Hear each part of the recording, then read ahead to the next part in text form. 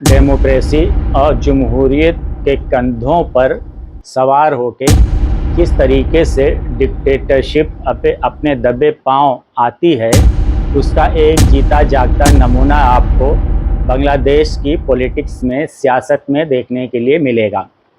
बांग्लादेश की शेख हसीना वाजिद की कहानी लोकतंत्र में डिक्टेटरशिप, तानाशाही किस तरीके से कायम की जाती है लोकतंत्र का नाम लेके, उसका एक बेहतरीन नमूना शेख हसीना वाजिद की हुकूमत है।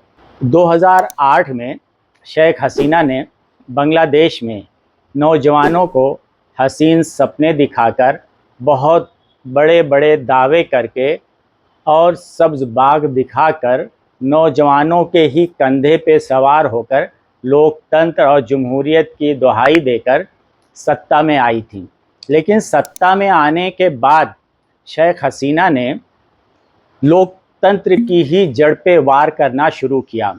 अपोजिशन जो लीडर थे, एक एक करके सबको जेल में डालना शुरू कर दिया। जो सामाजिक कारकुन थे, उनको भी निशाना बनाने लगे और अगर कोई हुकूमत के ख़िलाफ़ ज़बान खोलता था तो उनको खामोश कर दिया जाता था। और सिर्फ खामोश ही नहीं, ना जाने कितने लोगों को बांग्लादेश की सियासत से गायब कर दिया गया। वो कहाँ हैं किसी को पता नहीं।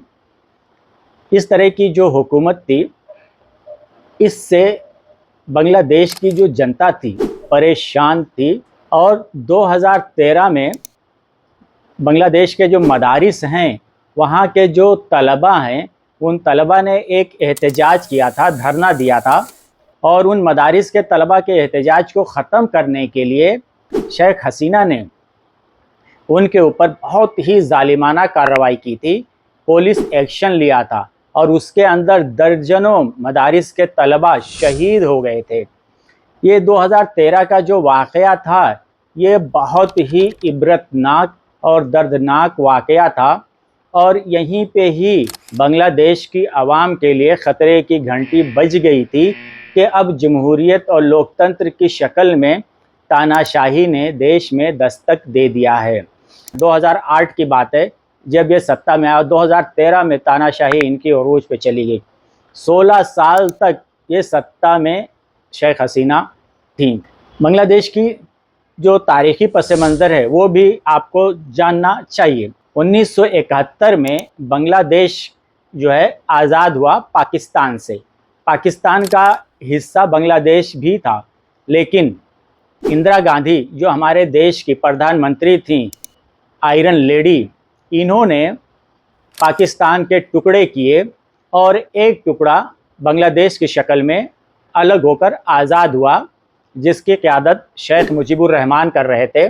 और शेख मुजीबुर रहमान अभी जो बांग्लादेश की पीएम थी, प्रधानमंत्री शेख हसीना, इनके वालिद थे।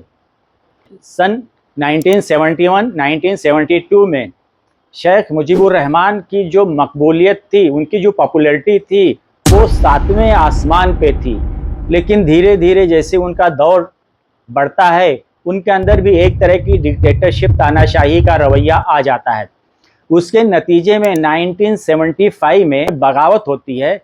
तो उस बगावत के नतीजे में जो बांग्लादेश के फाउंडर थे, बानी थे, बांग्लादेश को बनाने वाले थे, शेख मुजीबुर रहमान, उनको और उनकी अहलिया को और उनके 3 बेटों को फ़ौज ने हलाक कर दिया। और फ़ौज हलाक करने के बाद वहाँ पे फ़ौजी शासन आ जाता है। फ़ौजी शासन आने के बाद उस वक्त शेख हसीना और इनकी बहन बांग्लादेश में नहीं रहते हैं, बैरून मुल्क दौरे पे गए हुए रहते हैं।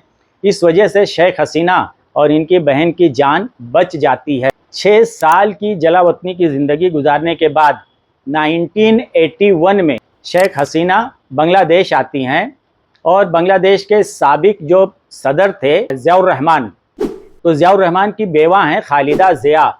खालिदा ज़िया के साथ मिलकर डिक्टेटरशिप और फौजी शासन के खिलाफ ये आंदोलन करती हैं। ये दोनों बेगमात दोनों मिलकर जमहूरियत की लड़ाई लड़ती हैं।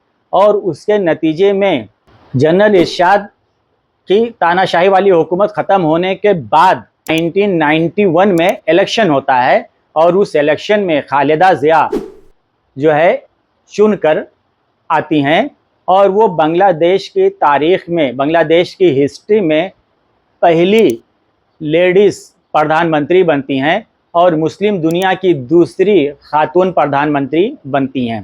5 साल के बाद फिर इलेक्शन होते हैं। 1996 में खालिदा ज़िया हार जाती हैं और 96 के इलेक्शन में हसीना वाजिद जो हैं, इनकी अवामी लीग पार्टी जीत कर आती है।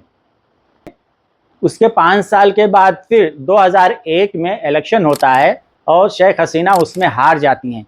वापस खालिदा ज़िया की सरकार बनती है 2001 में, और 2001 में जब उनकी सरकार बनती है तो कुछ दिनों के बाद वापस बांग्लादेश में दूसरी फौजी बगावत हो जाती है।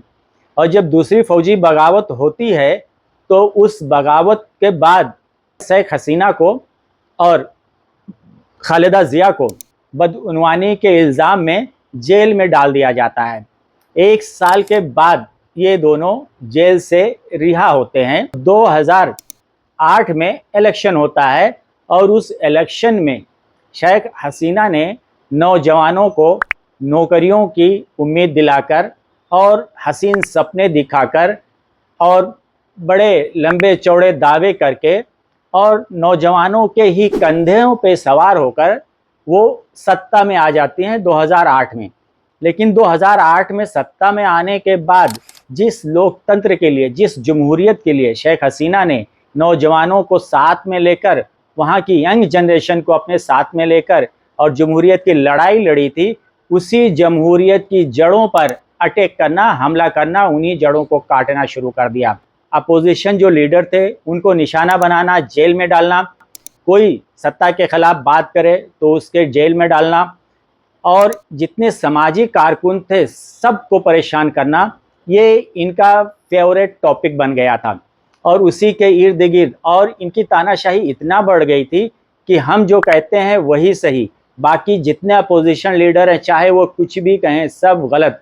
अंदर ही अंदर ये लावा पक रहा था। अभी 2024 में इन्होंने एक कानून पास किया कि सन 1971 में बांग्लादेश की आज़ादी में जिन लोगों ने हिस्सा लिया था उनके परिवार वालों को 30% नौकरियों में रिजर्वेशन दिया जाएगा। ये नौजवानों के लिए बहुत तकलीफ और परेशानी वाली बात बन गई। उसके बाद नौजवान जो नस्ल थी उन लोगों ने आंदोलन शुरू किया और उसी आंदोलन का एक हिस्सा था एक लड़का 25 साल का अबू सईद। वो भी जो आंदोलन करने वाले जो लोग थे उन्हीं में से एक था। उसका सामना एहतजाज के दौरान पुलिस से होता है और पुलिस उससे सिर्फ 15 मीटर के फासले पे रहती है और पुलिस को वो ललकारता है और पुलिस को सीना तान के पुलिस के सामने खड़ा हो जाता है कि आओ मुझे गोली मारो, और पुलिस उसके ललकारने पे उसको गोली मार देती है और उसको गोली मारती है और वो लड़का वहीं पे शहीद हो जाता है। और उसकी शहादत की जो खबर है पूरे बांग्लादेश में जंगल की आग की तरफ फैल जाती है और नौजवानों ने वहीं से अपना आंदोलन बहुत सख्त कर दिया। और वो आंदोलन इतना सख्त हुआ, पहले तो सिविल नाफरमानी का ऐलान कर दिया कि सरकार कुछ भी कहेगी, सरकार की एक भी बात हमको मानना नहीं है। सरकार के हर हुक्म की खिलाफ वर्जी नाफरमानी शुरू कर दी, सिविल नाफरमानी का हुक्म कर दिया और आंदोलन तेज कर दिया। आंदोलन इतना तेज हुआ, जवानों का पूरा ग्रुप भीड़ की शक्ल में ढाका की तरफ आगे बढ़ने लगा कि जो फौज है वो बच्चों का ये देख के मोमेंट बहुत परेशान हुई और उसने अल्टीमेटम दे दिया शेख हसीना को कि आपके महल से सिर्फ 45 मिनट की दूरी पे आंदोलनकारी जो नौजवान है वो हैं, आपके पास में सिर्फ 45 मिनट 45 मिनट है, आप अपना जो प्रधानमंत्री का महल है ये खाली कर दो, नहीं तो हम जनता को संभाल नहीं पाएंगे, आपके साथ कुछ भी अनहोनी हो सकती है। उस वक्त 45 मिनट के नोटिस पे शेख हसीना बांग्लादेश छोड़ देती हैं। ये एक जो 16 साल तक सत्ता में था और 16 साल तक सत्ता का सुख भोगने वाली शेख हसीना रुस्वा होकर देश को छोड़ के भागना पड़ता है। क्यों? इसलिए कि इनका जो तानाशाही रवैया था, डिक्टेटरशिप वाला रवैया था, वो बांग्लादेश की जनता उससे तंग आ चुकी थी। झूठे वादे, झूठे आश्वासन, सब कुछ, झूठी चमक दमक, झूठी तरक्की। आप झूठों का जो पहाड़ खड़ा करते हो, कितने दिनों तक आप उन झूठे पहाड़ों पर या झूठे किलों में आप महफूज रहोगे? जनता जब जागती है तो एक डिक्टेटर और एक तानाशाह का वही अंजाम होता है जो बांग्लादेश की शेख हसीना का हुआ। बहुत बहुत धन्यवाद।